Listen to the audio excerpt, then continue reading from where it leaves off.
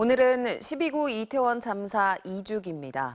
2년 전 오늘 국가는 참사를 막지 못했고 159명이 목숨을 잃었죠. 그 후 2년, 우리 사회는 제대로 그 책임을 물었을까요? 송구민 기자입니다. 압사, 최초 신고부터 참사는 예견됐습니다. 사람 데려올 수 없는데 계속 밀려오니까 압사당할 것 같아요.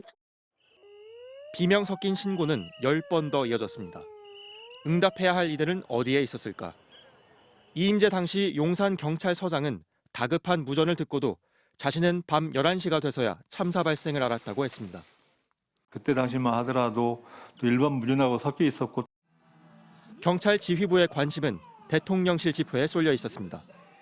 삼각지 일대에 3,500명이 동원되는 동안 이태원엔 137명이 배치됐습니다. 용산서 정보관은 이태원에 가겠다고 하니 정보과장이 이를 막고 집회 현장 지원을 지시했다고 고백했습니다.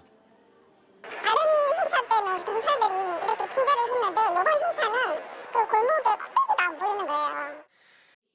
시스템의 부재도 속속 드러났습니다. 김광호 당시 서울청장이 보고를 받은 건 참사 발생 1시간여 뒤였고 윤희근 당시 경찰청장은 충북 제천의 한 캠핑장에서 잠들어 첫 보고를 놓쳤습니다.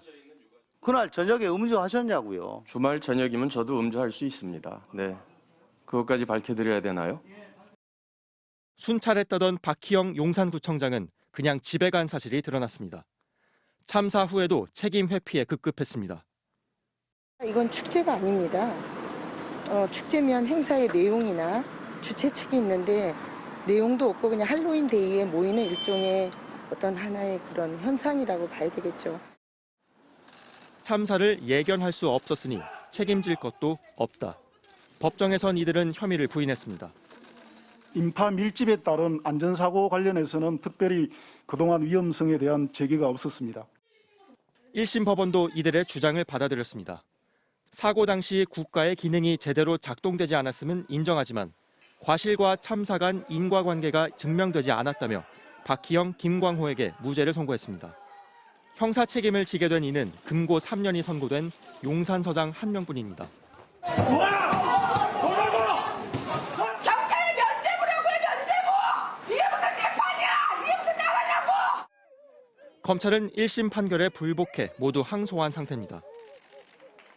참사 2주기 행사가 열린 지난 주말, 박희영 구청장은 추모 행사가 아닌 용산구 체육 행사에 참석했습니다. 하지만 질문은 가로막혔습니다.